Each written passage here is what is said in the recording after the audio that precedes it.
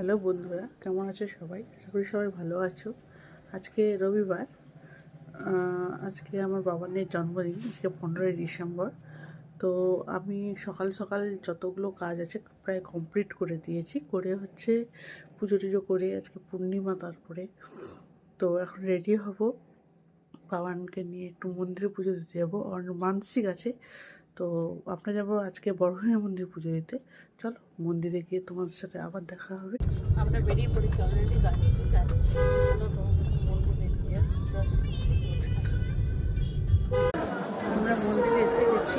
মন্দির প্রাঙ্গণে এখন লাইনটা কিন্তু লাইন দেওয়া হয়ে আছে। তারপরে মায়ের কাছে যাবো। আজকে প্রচণ্ড ভিড়, প্রচুর লোকজনের সমাগম। চলো মায়ের কাছে যাবো। না, এখানে এখানে এখানে আচ্ছা।